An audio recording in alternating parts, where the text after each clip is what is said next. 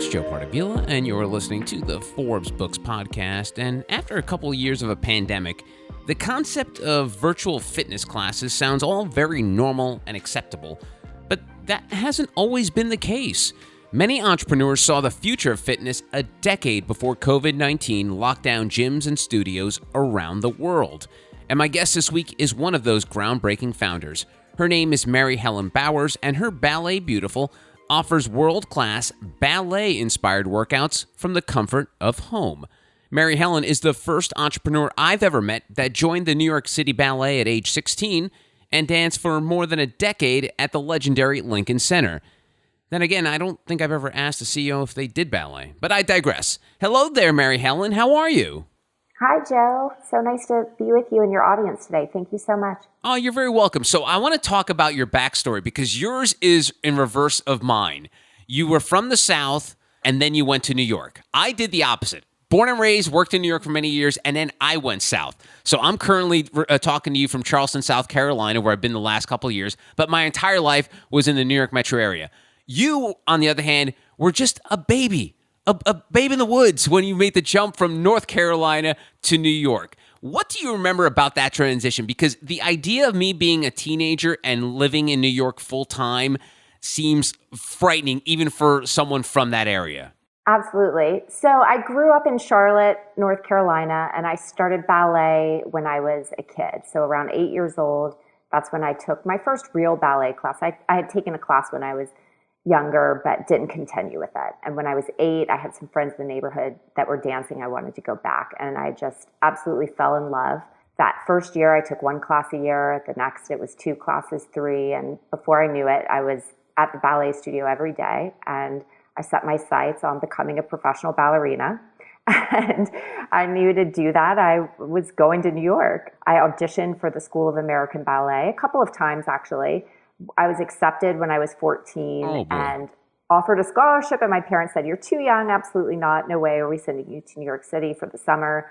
So we declined, and the next year I went back and auditioned again, and they pulled me aside at the audition and said, "Why didn't you come last year?" I said my parents thought I was too young, and the teacher who was conducting the audition said, "Tell your parents that you won't get another chance." So I went home and relayed the message, and when the acceptance letter came, off I went. That was sort of the beginning and end of the debate. And about a week into that program, the staff goes through the school and chose a small group from an already pretty small group there for the summer program to invite back to the year. And I was invited to stay for the year. I went up to New York City that fall, started my sophomore year of high school there, lived in a dorm, was dancing in the morning, going back and forth between school and my ballet classes. And the following year, when I was just 16, I was invited to join New York City Ballet for their Nutcracker season. Yeah, so that was the beginning of my trip and sort of journey up to New York and with New York City Ballet, and what kicked off my professional ballet career. So you weren't intimidated being a 14-year-old kid in New York? I mean, not that Charlotte's a small city. I mean, it's smaller compared to New York, but no intimidation whatsoever?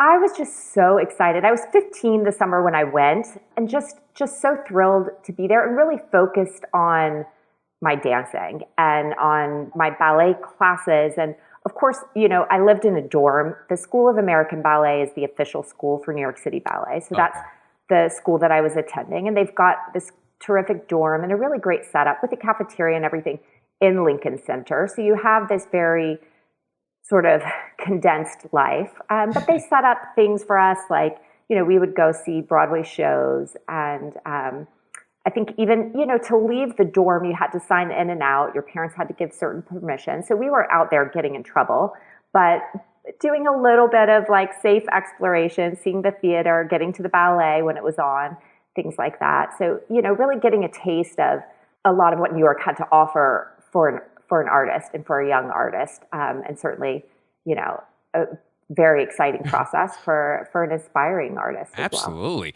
Well. I'm trying to think of myself like 14 or 15. Like I knew I probably wanted to get into showbiz somehow, but sure. I had no idea. It sounded like your family at first was like, Slow your roll a little bit, Mary Helen. Let's just see how this goes. Or did they see in you at such a young age where, like, if Mary Helen's going to do this, she's all in? It's not like she's just picking up like a random hobby that she just sort of wants to feel it out. I have a feeling your parents kind of knew where you were coming from with this drive.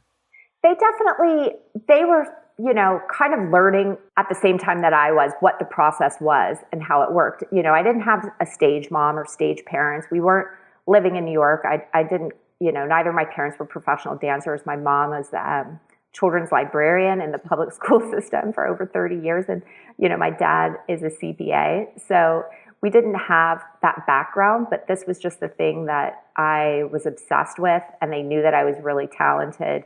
And, I was so fortunate to have a family that was able to help support that process. But really, it was a learning process for all of us. And just really blessed that they were there to support and help me along the way. It's funny. I speak to a lot of artists who turn into entrepreneurs, and I always feel like our artists and entertainers, whether it's singers, actors, what have you, they're really good at entrepreneurship because being that said artist, there is sort of like the genetics of an entrepreneur. Do you agree with that? And that's sort of like that helped you with your entrepreneurial journey? I would say yes and no. I think that to have a level of success in the arts, you have to, one, be really good at what you do. If you're going to compete and perform at a level like a New York City ballet, you have to really sort of be at the top of your game just to even be considered for something like that. So I think that there's an element that's talent and merit, but there's also probably a certain creative drive. Like for me, I think one of the things that's very attractive about being an entrepreneur and running a company is the creative aspect of it, because you're always creating. You're always solving problems and making something new. I mean, for me, I find so much inspiration in creating a new workout series or a new movement, or helping to bring the art of ballet, thinking about how I can share that with the non-dancer, who really is our target audience. How do we bring the glamour of ballet into people's everyday lives? How do we bring the artistry and, of course, the athleticism, because Ballet Beautiful is a ballet-inspired exercise system. So it's all about using ballet-inspired movements, exercises, stretches to target your ballet muscles. And yes, even you have ballet muscles. They may be dormant at the moment. Mine are hidden. Mine are deep. Mine are way but deep. I can help you find those and bring them up, to the surface if you're interested. It's a great workout. And so I think one of the fun things is knowing that I can sort of blend the favorite aspects of the art of classical ballet, my favorite aspects of it, with, this program that's about getting people moving their body and having fun and being fit and healthy, and also creating a whole new world, right? Ballet Beautiful is really, it's a lifestyle, it's a workout, but it's kind of a world unto itself. It's very different from the world of classical ballet, which is very rigid, and obviously there's a ton of discipline and history and tradition, but it's not a world that most people could access very easily. And some of that's by design. But for me, I'm not here to disrupt or change the ballet world. I'm here to disrupt the fitness world and to use smart technology to share our workouts with as many people around the globe as we possibly can.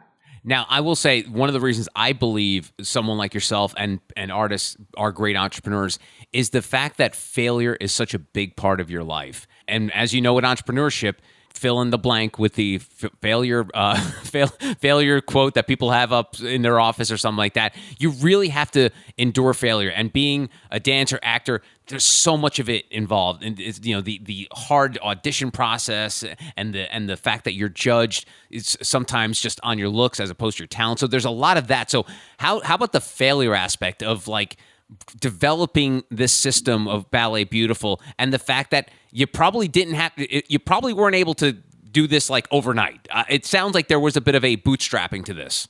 Oh, definitely. I mean, the whole company is bootstrapped, but for me, I don't look at it through the lens of failure as much as opportunity. And my early decision with the company, something that I had to sort of embrace was that there's always going to be problems, right? Like every business, every entrepreneur is going to encounter problems, and your success basically depends on how you solve them.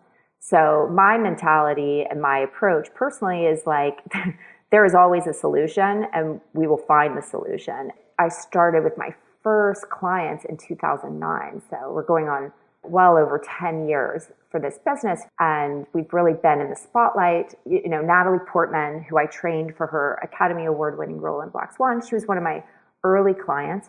She really helped, I think, in that movie, her performance in it, which was so inspiring for a lot of people.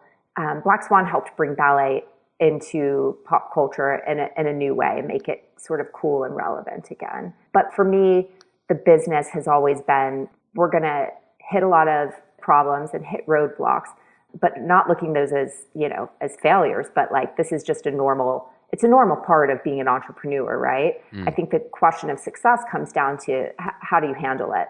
How do you adapt and essentially find the solution? It sounds like you've been teaching personal classes for many, many years. Did Ballet Beautiful start as an in-person experience and then transition to this virtual classes, or was it always from the beginning your idea to make it fully accessible to people around the globe? We've been doing online delivery probably since 2009, from the very beginning.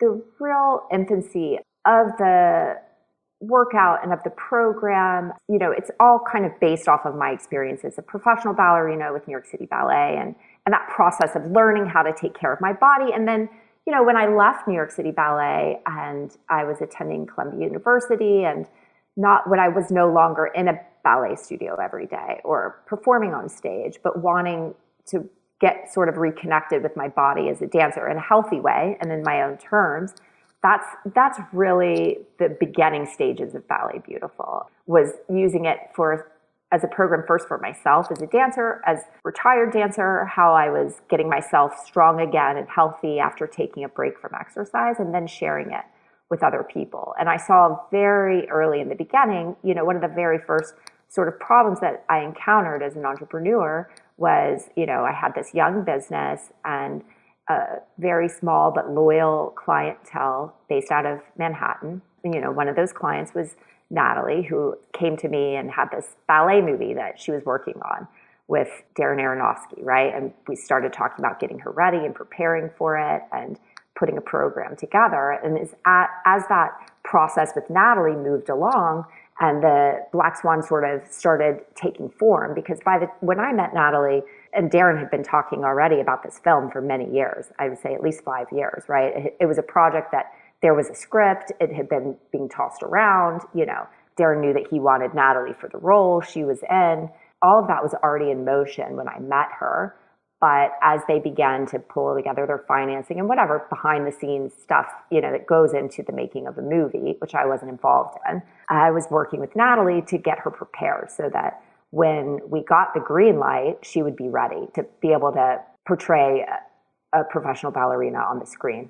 Wow. In a really realistic way. And so part of that process was, you know, when she came to me and said, can you come? And, you know, I have to travel. And I was working with her when she was in New York, but at the time she would also, you know, was living in LA. So, you know, I needed to find a way to keep my business, to stay connected with my clients when I was in Los Angeles training with Natalie. And for me, you know, the way to do that was by training online with them. So it was a very early part of the process and really did impact as well the way that we built our website, because from that point on, I was essentially, you know, once we really signed on for the film, Natalie and I were training together 6 days a week. So wherever she was in the world, I was with her, right? Like we were in Los Angeles.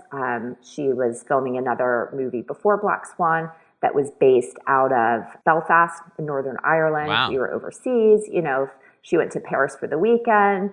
Or to visit family in Israel, I was with her because it was a 6 day a week, 5+ hour a day training program to get her in shape for that film. And so at the same time, I was building my website, putting together, you know, a method that, and sort of tweaking the program, because I was living and working in, you know, a small apartment in Northern Ireland right? With clients that some of them were in New York, some of them were in Los Angeles, some of them were in Paris, people who were kind of scattered all over the world. And so they were working out at home, and so was I. And so we were very, very early to this sort of digital delivery of the program. And, certainly it had an impact even on the way that, I developed a lot of the core foundational exercises for Ballet Beautiful, because it was always really done, even for myself in those early days when I was still dancing with the company, or right after I left it, it was always done to, created to be done in your own space, in your own time, as sort of this process of getting strong and getting very toned and on stage ready, but from the comfort of home, from the privacy of home. Something that you could just lay down a mat or a towel, that you didn't need a lot of gear for. You didn't have to book a room, in a Pilates studio with a reformer, or, a bunch of equipment at the gym, or bicycle, whatever it was. I wanted a workout that was transformative, but also very, very portable. And you were a bit ahead of your time, because I don't need to tell you this, but virtual fitness really took off during 2020 and the pandemic. Course, yeah. Why did you think that that was like, over 10 years ago that you had this absolutely. idea. Like we launched our live online fitness studio in 2010. So we're one of the very first movers in the marketplace, not because I thought, oh, this is a great idea, I'm going to make a ton of money. It solved a problem for me. It helped me be on the go and connect with other people and expand and scale my business. And, for our clients, it gave them the ability to quickly connect to a world-class workout from home, from their office, from their hotel room, wherever they were in the world. So we were solving a lot of problems and just out there tackling these questions very, very early. And in those early days of the company, 2010, 2011, did you sometimes feel like, man, am I too early on this? Because, sometimes it's like the the old adage, the first to mark doesn't mean you're successful. Like, Facebook wasn't the first social media company. There was several before that. Did you feel like you were too early to the virtual fitness thing in those early days? Not at all. I never felt that I was too early, but certainly, I had some pretty smart people tell me, like, yeah, I don't really see it, when I'm taking meetings saying this is the future of fitness, right? In 2010 and 2011, this is where we're going with fitness, and everyone's going to be working out from their phone, from their laptop. But it didn't dissuade me. We kept doing what we were doing. We kept innovating. We kept changing. We launched our first streaming videos in 2011 when Black Swan was in the theater. We dropped and Natalie was cleaning up at award season. We dropped our Swan Arms workouts for streaming, and we were also one of the first to launch a fitness subscription in 2013. So, we've just been really focused on what is our workout, what is our product, how do we deliver it? Like, when you do something well and you're successful, a lot of people are going to come after you, and they're going to copy you and try to knock you off. And you just have to stay focused on your core business and what are you providing for people. It's funny how consumer habits can change so quickly, because 2013, when you're doing that streaming, when you said that to someone in 2013, they're like, what are you talking about? You say that to someone now, Mary Helen, they're like, oh, okay, yeah, absolutely. Is that weird to you, that it's like, wait a minute, I've been telling you about this for 7 years, that you could stream stuff? Is there any kind of like a told you so to like the rest of the world? Like, hey, listen, I knew what I was doing here. I think it's great. For us, we're always trying to win the client to train with us online. So the more people that are open to that, the better it is. The better it is for our business, and hopefully for the client as well. Because the beauty of training online is that it's very convenient, it's very accessible, and it also helped us build really quickly a very strong global brand. We have members in over 130 countries around the world.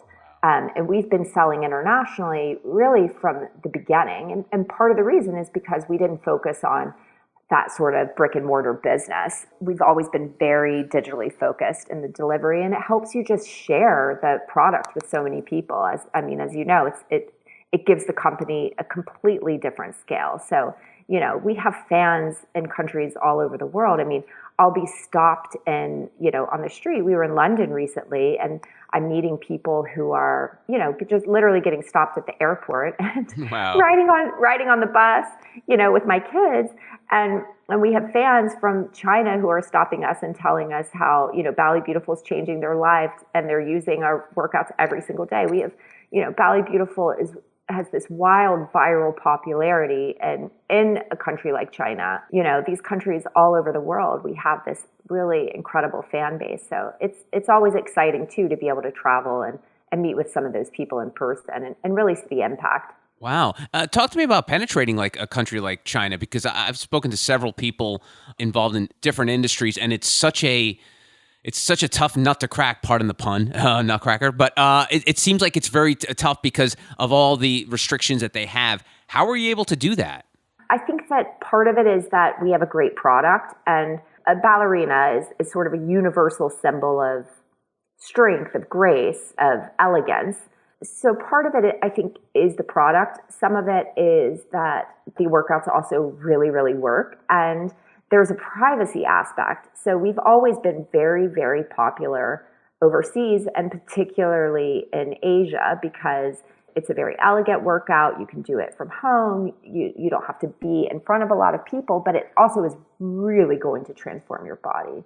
And we're really excited. We just signed at the end of last year a contract with the biggest fitness app in China. It's called The Keep. They have over 300 million users. Wow. And, so we're so thrilled to be working with The Keep. But Ballet Beautiful videos in China have literally billions of views. It's a total viral sensation there. How do you launch a viral product in China? For us, it was just the right market for us at the right time. We have a product that speaks to people, that has really moved people and, captured their imaginations, but also helped to really change and improve their lives. And so let's talk about the actual workout and how it works. What kind of offerings do you have? Our best offering is our custom workout subscription. Right now we offer a 30 or a 90-day subscription. So with that, you're going to get 2 new workouts every month. The library, you get unlimited access to our full streaming library. So it's around 450 videos right now. It's growing all the time, right? We put in new workouts, tutorials every month. We are doing live streams every single month.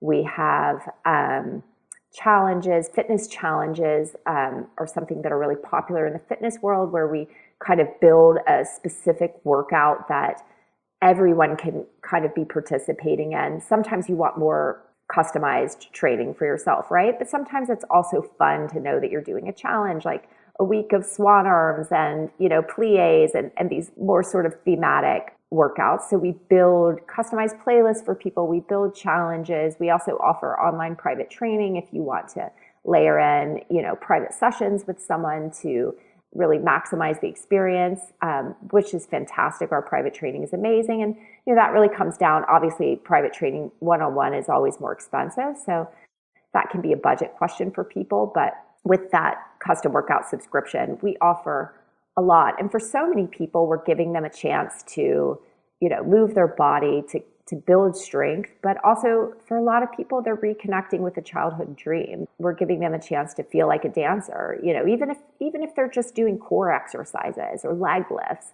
But every movement is infused sort of with that artistry of ballet. So there's a very aspirational aspect of the brand that is very powerful as well. Huh.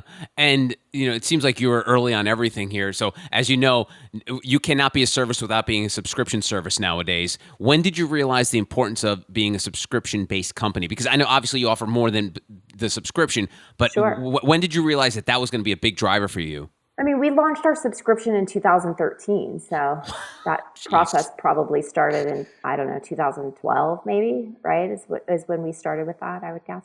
Wow. Again, did people think you were crazy, Mary Helen? Because I'm telling you, people's listening to this and they're like, oh, okay, 2013, that's a subscription. No one was doing that. Yeah, Nobody I know. was doing it's 10 that. years ago. Agree. Yeah. I really never worried about like what's everyone else doing or what do people think. You get a lot of advice along the way as an entrepreneur. Some of it's good, some of it's bad, some of it's really bad. But you just have to kind of stay true to your own vision and guidance. And I always had a really clear, for me, I knew that I wanted to share the workout with as many people as we could and make exercise into more of a kind of luxury product, right? So, I mean, these were the early days of boutique fitness, and how do we give people this experience? And then how do we deliver that to them online? So we're transforming your bedroom or your living room or your home office, whatever it is, into a ballet studio for that 20 minutes, 30 minutes, 60 minutes a day when you're training with me. Wow. And, I know you just, you have a 1-year-old now, along with the other gaggle of kids you have, but you also offer postnatal classes, right? So Absolutely. So we have a really big, you can imagine 10 plus years of creating content. We have a huge library. And in that 10 years of running and building the business, I've had 4 children. So we have a huge library of prenatal workouts, of postnatal workouts. We just released a new series that we're getting amazing feedback on. That's called our restorative series. And that's really restorative exercise. So, for me as a mom of a 1-year-old, I'm still really focusing on healing my core, right? Because your core goes through such dramatic physical changes when you're pregnant and after you deliver, and especially round 4, right? Like each time your muscles get stretched a little bit more and it's a little bit harder to recover from that process. But we've had so many people over the last 2 years, as you can imagine, come to us who, are recovering from illness, people who have long COVID, people who have, just come through a surgery, who are coming back from an injury, and also a lot of people that are just experiencing really extreme stress and burnout and are looking for a workout program that is healing, that's restorative, and that can help them build strength without putting their body under stress.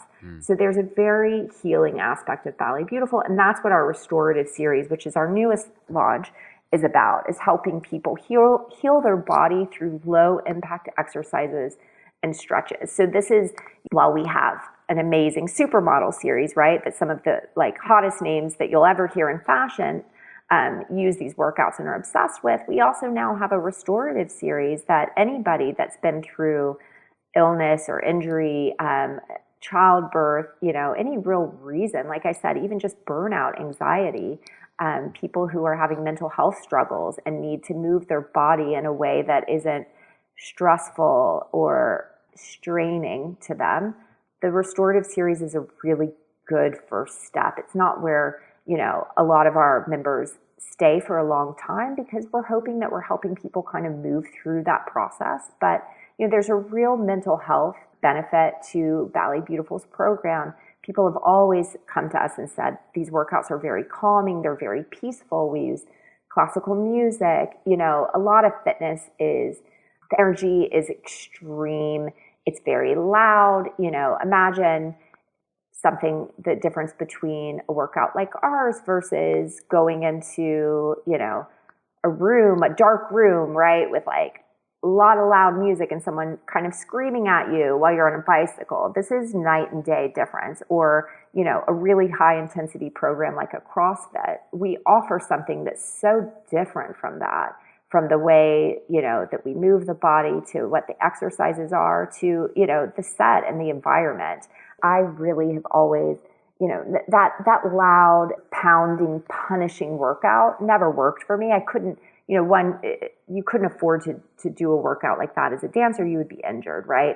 And if you weren't injured, you would end up building the wrong muscles. Okay, dancers don't need to have big quadriceps, for example. We're working from the inner thighs and from the back of the legs and deep through the core. So a dancer's legs are really strong, but the muscles are very different from, a professional cyclist, right? Or a weightlifter, for example. So it really is a combination of how we move the body, but also I think your environment is just so important when you're training. And, it really just depends on on who you are and what you feel like your body needs to be its healthiest and its strongest and its best. It's good to know that Mary Helen won't be screaming at you during one of these workouts. Thank you for sharing that. Definitely not. You might scream at me. What is this? What woman expect from me? I'm not a pretzel. I can't do that. All right. So, Mary Helen, you use the word scale, and as an entrepreneur, scaling is such a big part of a business, and it's the only way you can grow. How does a brand like this scale? Is it just keeping the content fresh? Is it more offerings? Because you obviously have several types of offerings already.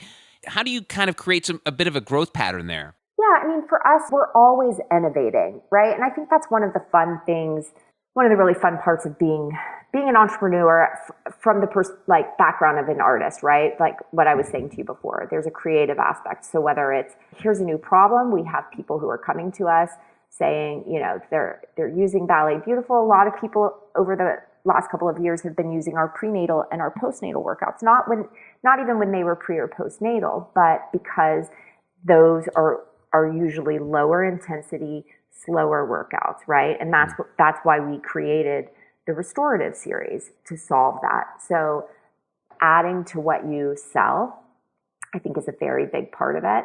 And letting, for me, that growth has always been organic.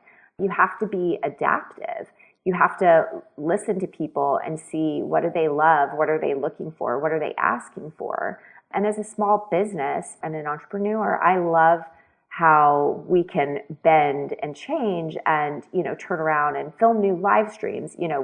This year we also added a lot of new sort of ballet focused offerings to our subscribers. So now we're doing not just ballet inspired exercise, but we also have ballet, like a ballet 101. So sort of an introductory ballet class that we're doing. We introduced choreography workshops for people that really want to get in and have that experience of the true dancer's sort of life, right? Where you're not just doing these exercises to look like a dancer, but you really want to know, what does it feel like to take a ballet class every day? What does it feel like to learn choreography? It's actually amazing for your body. It's amazing for your brain. Just that process of picking up steps. It's a really interesting layer. So for us, we're always adding to what we do. And like I said, not because I'm thinking, oh, how do I make more money? Or this is, we're just paying attention to where the market is, to where our clients are, what do our members want? And, what is kind of the organic, natural next evolution for Ballet Beautiful? I'm curious about the barrier of entry. We started this conversation talking about how you were introduced to it and how it's more of like a very much a New York City thing, when the perception of it. How do you create this sort of low barrier of entry where anyone who doesn't live on the coast or lives near a big city where ballet can be easily attended? How big a part of that? Because obviously, as you know, you couldn't build a company like this if it wasn't international or national. Talk to me about that low barrier of entry.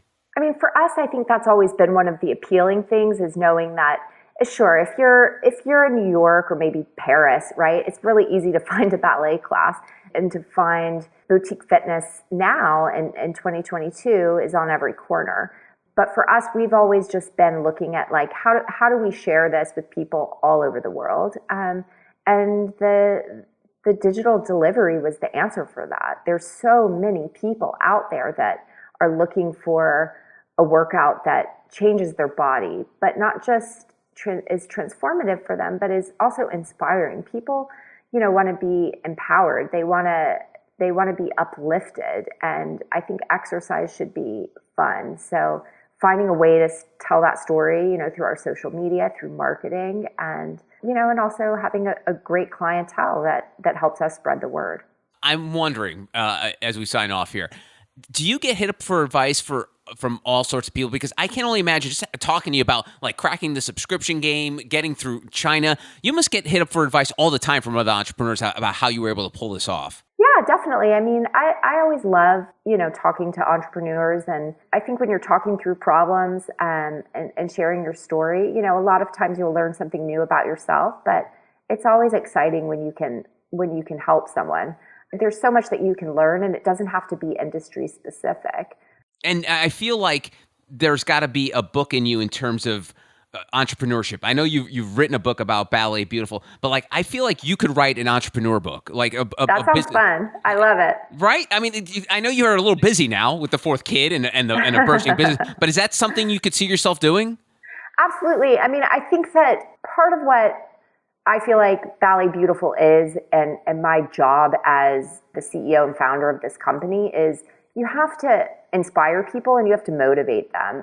That's a big part of fitness, right? How do we motivate people? How do we connect with them? And I think that's a big part of solving this sort of equation of being an entrepreneur, because it's an ever-moving, ever-changing set of problems, right? You solve one problem, something else pops up. It's just, and really like having, I think that mindset of there is always a solution. I just may not know what it is yet. Yeah. That's to me that's how you have a company, that's been in business for 12 or 13 years, and I hope that we're going to be in business for another 25 or 50. I mean, this is a workout that we have members that range from 18 to people in their 70s that are using Ballet Beautiful to exercise and to get strong. And so, the demand will always be there. I think it's just a question of, how do we share it? How do we evolve? But I do think that all of those questions are such a big part of building and growing a successful company. And you go through, just like life, there's so many layers and stages of a company when you're running a company over the course of 10 years. It's safe to assume that your parents don't regret that decision of letting you go make that trip up on I-95, right? Yeah, I mean, I think it worked out for the best for everyone, for sure. I Definitely. Think, yeah. There was really no getting around it. It's where I was headed, where I was actually meant to be. That's awesome. Her name is Mary Helen Bowers. She's the founder of Ballet Beautiful. Mary Helen, thank you so much for the time. I know sometimes my conversations are a roller coaster and we go all over the place, so thank you for humoring me and being part of the conversation. Joe, thank you, and I can't wait to get you online for a workout soon. Oh, boy, that would be a sight to see. All right. You're going to love it. All right, take care, Mary Helen. Okay, ciao. Have a great one. Thanks. You're welcome. To find out more about Mary Helen and Ballet Beautiful, check out balletbeautiful.com. And that's it for this episode of the Forbes Books Podcast. If you enjoy the show, make sure you take a quick second to subscribe so you automatically get new shows when they drop. Also, if you have a minute, I would love if you left us a review so more amazing entrepreneurs like yourself can discover the show. And please don't forget the golden rule and treat others as you want to be treated. Thanks for listening. Until next time, adios.